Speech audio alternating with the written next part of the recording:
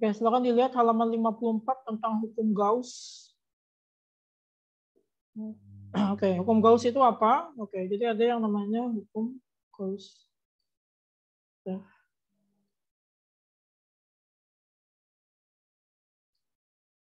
Hukum Gauss.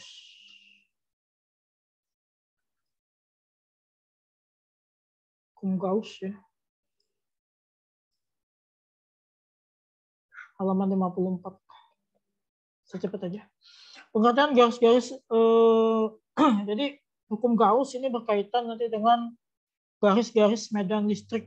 Nah, jadi ada namanya garis medan listrik ya. Atau sering disebut juga sebagai GGL, garis gaya listrik ya.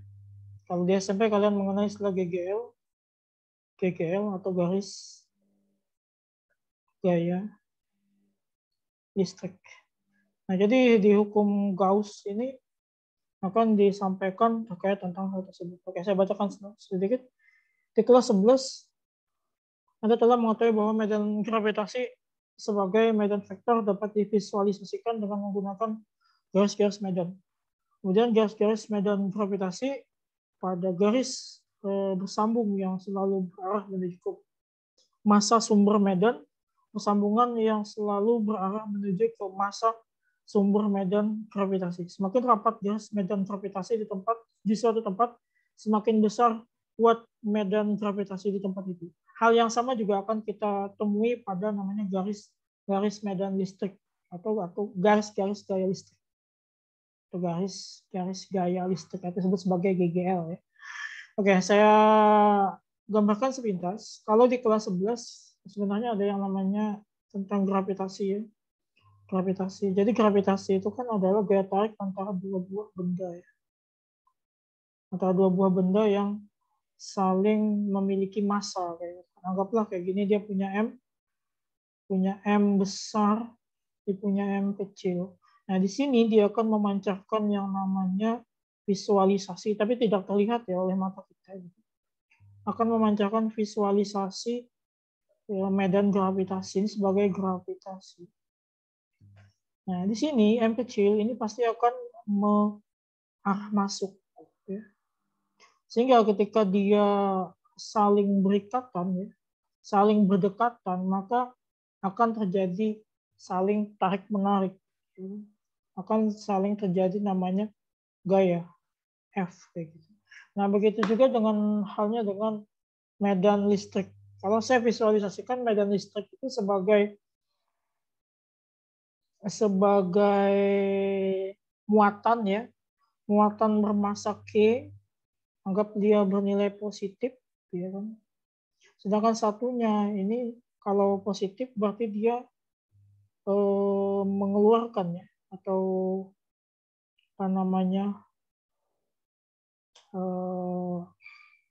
kalau negatif kan menerima ya.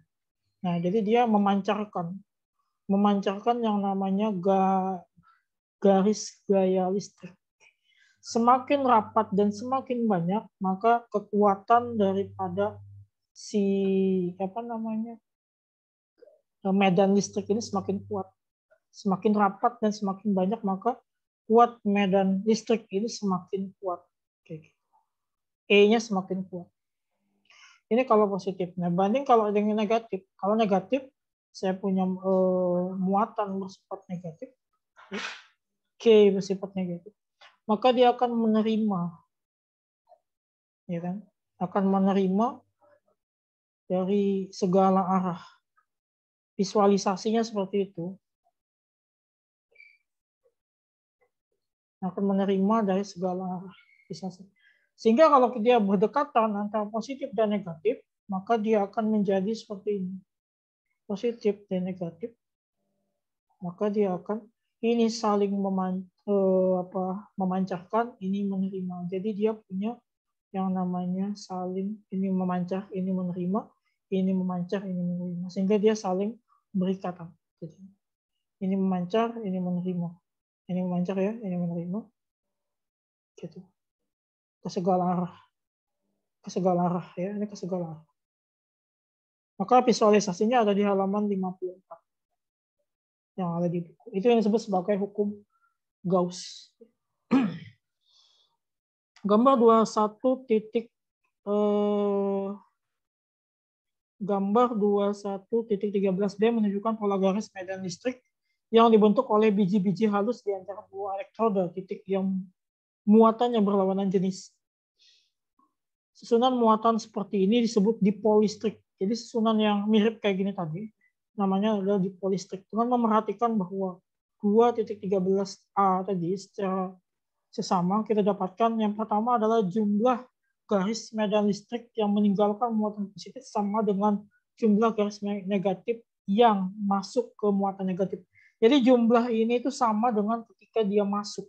Ini meninggalkan ini, ketika dia menangkap, ini sama dengan yang ini mengeluarkan atau ini yang memancarkan, ini menerima jumlahnya sama. Sama kalau kalian belajar kimia ya, ada yang namanya kalau kalian belajar tentang asam ya, apa namanya muatan yang bersifat donor dan muatan yang bersifat aseptor. Ya. Ada yang bersifat aseptor, ada yang bersifat donor, ya kan? Kalau kalian belajar tentang asam basa ya, di kimia ya, kimia itu kan saling berkaitan tuh. Nah sama kayak gitu. Ada yang kelebihannya, atau kalian belajar tentang elektron valensi ya, di kimia. Nah, elektron valensi itu kan ketika dia menangkap, ada yang melepas, ada yang menangkap, maka dia akan terjadi kestabilan di sebuah unsur kimia ya, atau di sebuah senyawa. Nah, sama kayak gini. Di dalam yang namanya kestabilan si muatan listrik, maka dia ada yang memancarkan, ada yang menerima. Oke. Kemudian yang kedua, garis-garis medan listrik di dekat tiap muatan hampir radial. Radial itu apa? Radial itu searah. Hampir radial. Radial itu searah ya. Radial. Ini gini radial juga ya. Tidak ada tidak radial ya. Yang mungkin yang ini yang tidak radial ya. Tapi ini pun nanti akan ketemu ke sini. Ya, mirip dengan kalau kalian melihat yang namanya, nanti kita akan berbicara lagi kalau sempat ya, ada namanya di medan magnetik bumi kayak gitu. Ada yang namanya medan magnetik bumi. Makanya terjadi angin matahari. Ini sama kurang lebih. Magnetik juga sama. Magnetik sifatnya kayak gini. Nanti dia akan memancarkan ke segala arah ya. Makanya ada kalau di medan magnetik bumi itu ada yang namanya angin matahari. Kalau kalian melihat kejadian di ruang angkasa, itu ada fenomena namanya angin matahari atau fenomena aurora borealis atau aurora australis. Itu diakibatkan oleh angin matahari dan diakibatkan oleh apa namanya ini gejala medan magnetik bumi yang menyimpang akibat apa namanya akibat pergeseran ininya ya apa namanya garis-garisnya. Jadi nanti kalau kita di listrik berbicara garis gaya listrik, kalau di magnet ada yang namanya garis gaya magnet kayak gitu. Jadi hampir sama antara listrik dan magnet. Itu yang ketiga, yang kedua. Kemudian yang ketiga, garis-garis medan yang sangat rapat di dekat setiap muatan menunjukkan medan listrik yang kuat di sekitar daerah ini. Nah itu ya. Kemudian yang berikutnya, Anda telah melihat garis-garis medan listrik dua muatan listrik tidak jenis. Yaitu di halaman 55 itu. Nah kemudian di perumusan hukum Gauss ini dia punya rumus ya. Jadi punya rumus yang B, saya akan langsung jabarkan yang B, masih ada waktu sekitar 8 menit lagi. Yang B, perumusan hukum Gauss. Hukum Gauss ya. Nah, hukum Gauss ini dikemukakan oleh namanya Carl Friedrich Gauss ya. Gauss merupakan seorang ilmuwan dari Jerman ya. Gauss. Kalau kalian jalan-jalan ke Jerman, ada namanya Universitas Göttingen Jerman, itu adalah kampus alma maternya Gauss, kampus tempat dia bekerja dulu. Dia hidup di tahun 1777 sampai 1855. Nah, ada namanya plug listrik. Plug listriknya apa? Plug listrik ini adalah garis gaya listrik tadi. Kita sebut sebagai plug listrik. Ini sama dengan garis gaya listrik yang tadi, yang memancar ke segala arah tadi. Ini namanya plug listrik. Didefinisikan sebagai jumlah garis medan listrik yang menembus tegak lurus suatu bidang. Jadi kalau saya punya bidang permukaan kayak gini, dia menembus lewat ke sini. Ya sama kayak sinar ya, sinar menembus suatu bidang, maka dia akan tembus ya. Suatu bidang transparan misalnya ditembus oleh sinar, maka dia akan tembus ke sini. Ini sama kayak gitu. Dia tidak dibatasi oleh bidang yang transparan atau tidak ya, tapi dia akan tetap menembus walaupun bidangnya tidak transparan.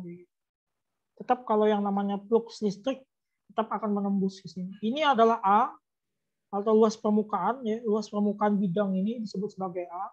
Nah, maka garis ini tadi atau medan listrik kita sebut sebagai E ya. E dan A. Nah, sehingga formula flux sama dengan medan listriknya dikali dengan luas bidang. Ini. Apabila dia menembusnya bersifat punya sudut ya, punya sudut. Kayak saya gambarkan dengan dia punya sudut nanti. Dengan dia punya sudut. Anggaplah kayak gini ya, dia punya sudut. Dia menembusnya anggap kayak gini lah ya. Anggap gimana ya? Nembus ke bawah lah ya misalnya. Kalau kayak gini kan 90 derajat ya. Nah, kalau saya kan kayak gini, berarti dia menembusnya miring ya. Berarti dia punya sudut theta di sini. Theta. Nah, makanya perumusan ketika dia punya sudut psi atau saya menyebutnya sebagai flux ya. Jadi ada menyebutnya sebagai alfabet C alfabet kayak gitu untuk alfabet Yunani. E kali A kosinus theta. Gitu. Kalau yang kayak gini tadi, dia cos-nya kan cos berapa ini? Cos 0 ya. Cos 0 derajat. Cos 0 derajat berarti berapa? 1 ya. Ya kan tidak ada Tidak ada ini. Tidak ada cos 180 berapa? Kalau cos 180. 1 ya, sama ya. 1 ya. Nah, ini sama dengan cos 0 derajat sebenarnya ini. Tidak ada kalau yang tegak tadi kan 90 ya. Kalau ini kan 0. Ini disebut sebagai cos 0 derajat. Cos 0 derajat. Nah, cos 0 derajat kan sama dengan 1. Sehingga 1 kali ini tetap 1, ini kali ini sama 1. Sehingga nilainya kalau bentuknya kayak gini, maka nilainya adalah cuma EA saja. E kali A saja. Nah, sedangkan ini dia punya cos. Misalnya dia tepat di 45, maka dia cosnya cos 45. Kayak gitu. Maka perumusannya adalah flux sama dengan E kali A cos theta. Kayak gitu. Satuan daripada ini adalah Weber. Ini Weber. Satuan daripada flux adalah Weber. Sesuai dengan penemunya Weber. Ya. Oke. Selanjutnya, pertemuan selanjutnya mungkin akan saya bahas tentang contoh soal. Mungkin sampai sini dulu, silakan. Ada yang tanyakan? Sebelum saya akhiri. Ada yang tanyakan? Tidak ada? Cukup ya? Ya, sebentar saya presentasi dulu. Oke, sorry. Tadi jaringannya tidak stabil.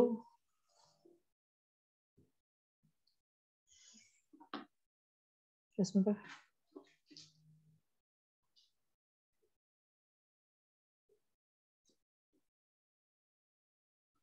Oke, kalau tidak ada yang ingin ditanyakan atau didiskusikan, saya cukupkan. Terima kasih atas partisipasinya. Saya Heri. Assalamualaikum warahmatullahi wabarakatuh. Waalaikumsalam warahmatullahi wabarakatuh. Oke, Makasih Ustadz. ya. Ustadz. Oke, ya. Rela.